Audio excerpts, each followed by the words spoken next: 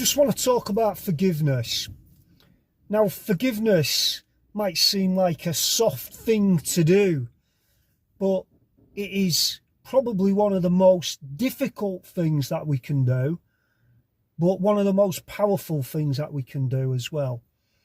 Now, I'm going to hold my hands up and say I have been the absolute master of holding grudges and seeking revenge for perceived wrongs done to me. I mean, I write about it in my first book, Lessons Learned Without a School. I talk about one particular incident where I was wronged, actually, but I went around town and visited these individuals who were involved, brandishing a baseball bat.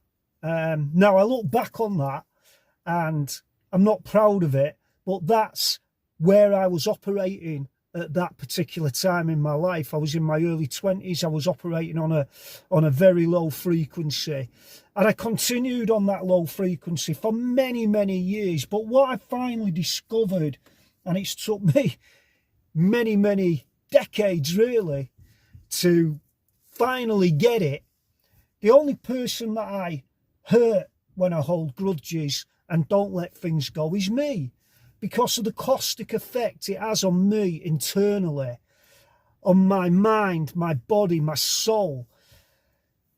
And the other thing is, when you allow somebody to keep pulling your strings and you don't forgive, you're still in their clutches. They're still pulling your strings. They're still affecting this. They're still affecting every part of you in your body whenever you think about it and you feel that rage.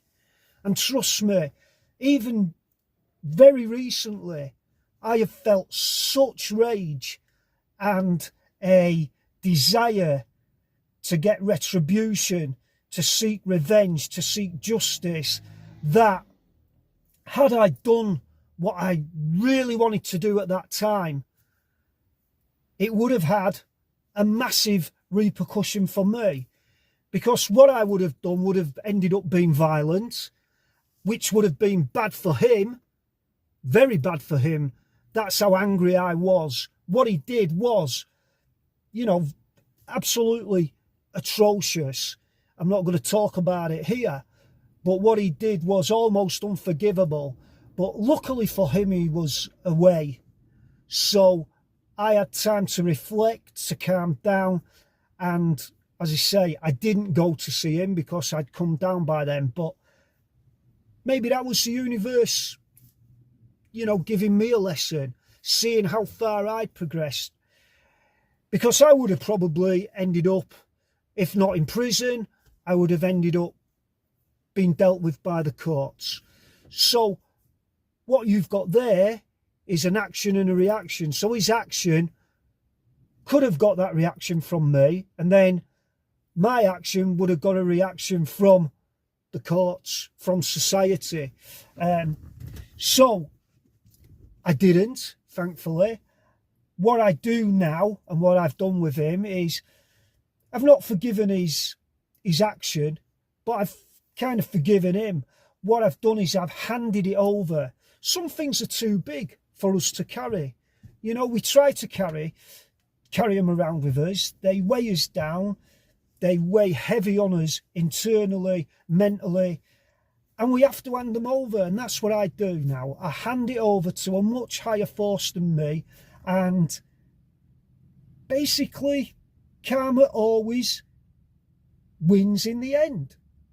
It's as simple as that. I don't need to do anything. He has done his act and he will pay for it. Somewhere along the line, he will pay for it. Karma will come back and bite him on the arse. I can't tell you when that will be, but it will. I have been the victim of karma. I have done many things that I shouldn't have done, and I've not got away with a single one of them. When I look back and I see, right, I did that, and then this happened, and you realise you're starting to unravel, all of that shit that you went through is a result of all the shit that you created in the first place. So remember, what you put out returns to you. unequivocally, it's the law of the universe. You can't escape it. You think you might escape it, and you think you might be escaping it. And it might be weeks, it might be months, it might even be years before you have to pay that karmic debt. But it will get you in the end.